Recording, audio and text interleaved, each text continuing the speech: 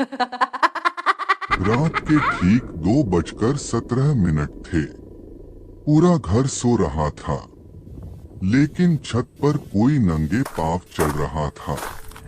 Guard ने सोचा, शायद किसी की माँ होगी, नींद नहीं आ रही होगी।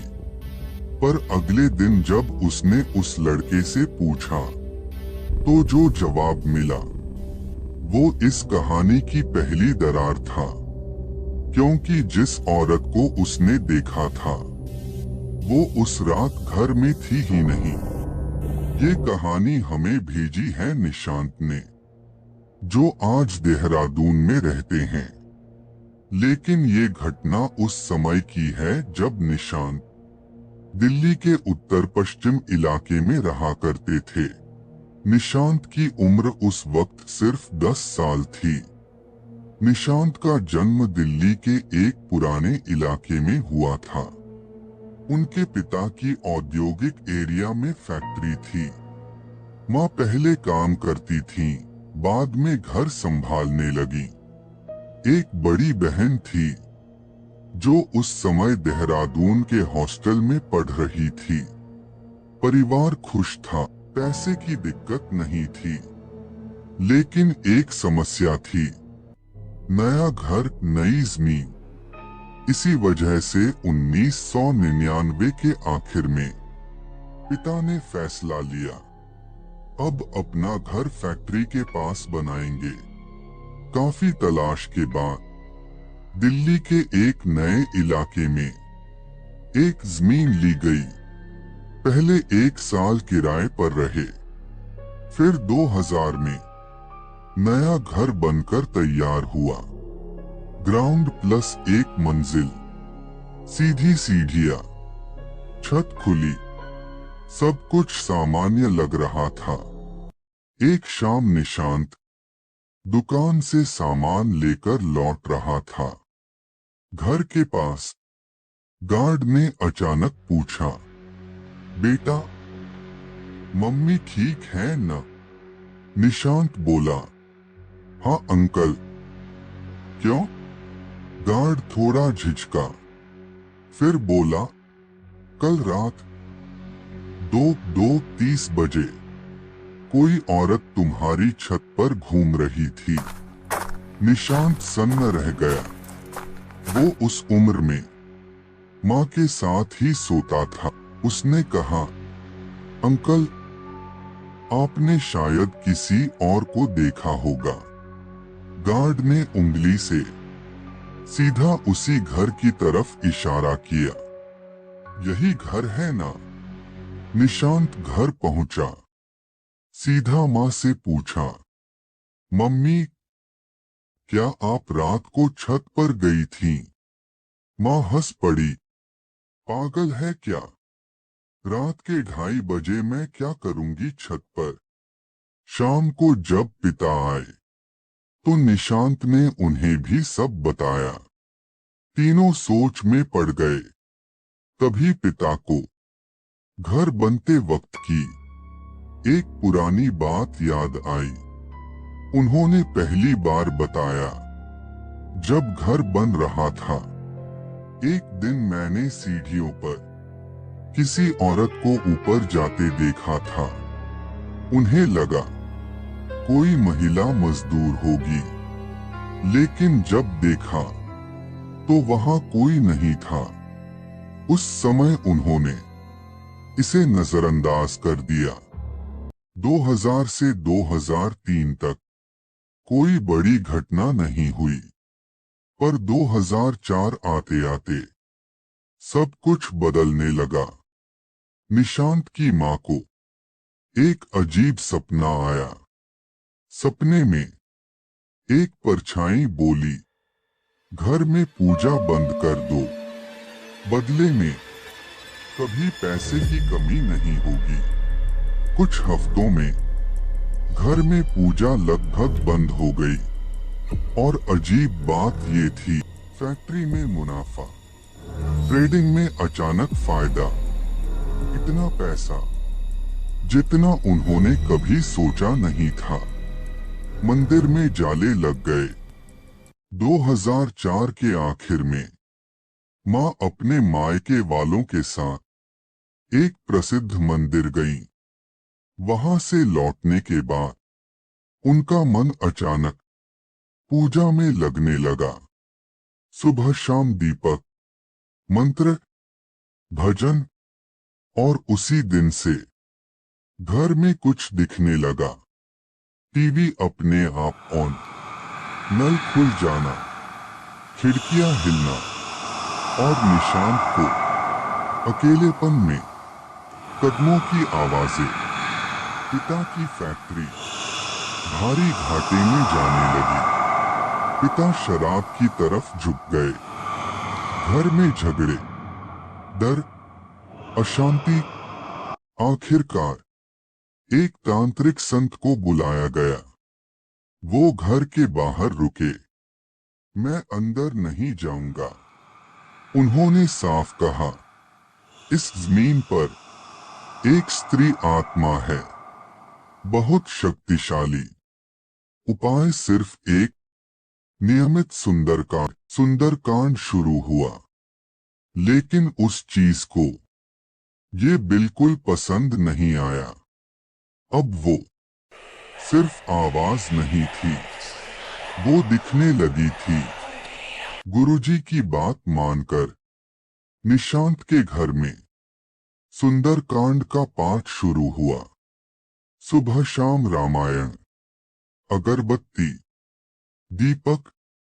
लेकिन अजीब बात ये थी कि जैसे जैसे पूजा बढ़ी, वैसे वैसे घर और भारी होता चला गया। हवा बोझिल लगती, कमरों में अजीब सी ठंड, और निशांत को लगता जैसे कोई उसे घूर रहा हो। एक दिन निशांत और उसकी माँ राशन लेने बाहर गए। जैसे ही घर लौटे, दोनों को अचानक बेहद कमजोरी महसूस हुई। ऐसी थकान जैसे शरीर से जान निचोड़ ली गई हो। दोनों बेड पर लेट गए।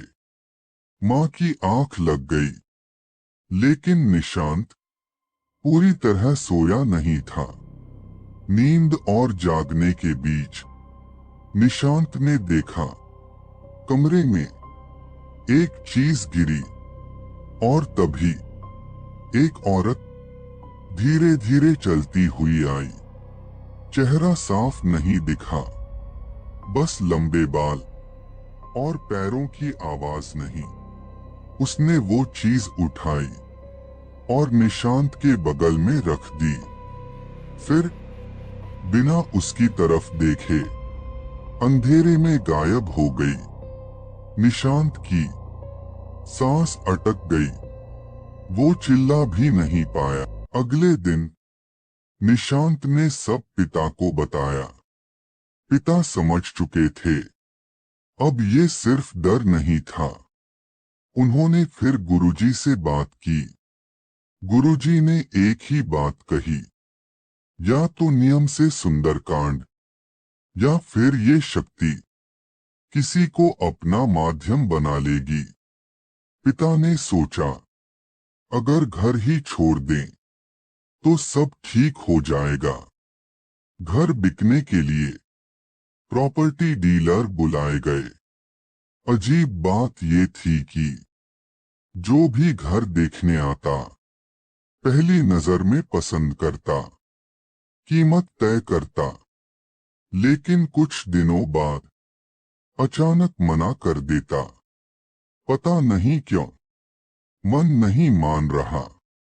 इसी दौरान निशांत की बड़ी बहन लंबी छुट्टी लेकर घर आ गई।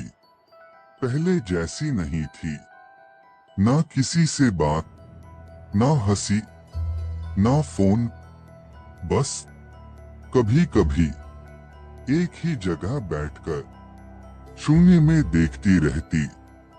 घर वालों ने ध्यान नहीं दिया। सबको लगा पढ़ाई का दबाव होगा। फैक्ट्री पूरी तरह बंद हो चुकी थी। पिता शराब में डूबते गए। घर में लड़ाई, चिल्लाना और माँ की चुप्पी। सुंदरकांड बीच बीच में रुकने लगा और उसी के साथ घर में डर फिर तेज हो गया। एक दिन निशांत अकेला टीवी देख रहा था। अचानक टीवी बंद। कमरे में ठंडक फैल गई। उसे लगा किसी ने उसके कंधे पर हाथ रखा। एक औरत की आवाज आई, तुम सोचते हो घर बेच दोगे तो बच जाओगे। मैं तुम्हें कहीं का नहीं छोड़ूंगी। निशांत जड़ हो गया। जैसे ही हाथ हटा वो भागकर बाहर निकल गया। पूरी रात घर के बाहर बैठा रहा। आखिर 2006 में एक जान पहचान वाला डीलर पार्टी लेकर आया। रजिस्ट्री हो गई, चाबी सौंप दी गई, लेकिन पैसे पूरे नहीं मिले। डीलर ने कहा थोड़े दिन में दे दूंगा। वो पैसा कभी नहीं मिला। परिवार दूसरे शहर शिफ्ट हो गया। कुछ साल सब ठीक रहा। पिता ने बेटी की शादी कर दी, लेकिन शादी के कुछ ही महीनों बाद पिता की मृत्यु हो गई। शराब और तनाव की वजह से पिता के जाने के 1.5-2 महीने बाद बहन का तलाक हो गया।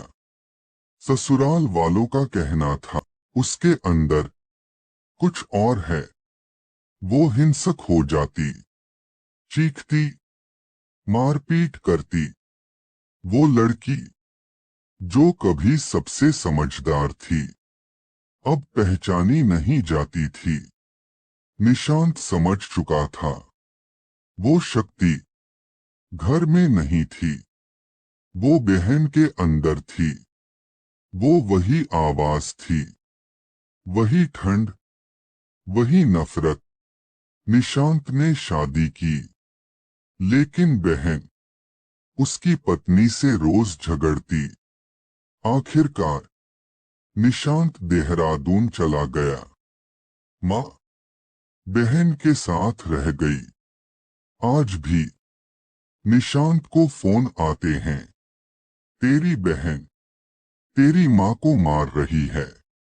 लेकिन माँ घर छोड़ने को तैयार नहीं। निशांत ने अंत में बताया वो रोहिणी वाला घर आज तक किसी एक के पास नहीं रहा। जो भी खरीदता है कुछ साल में नुकसान करके बेच देता है। वो शक्ति कभी घर में लौट जाती है।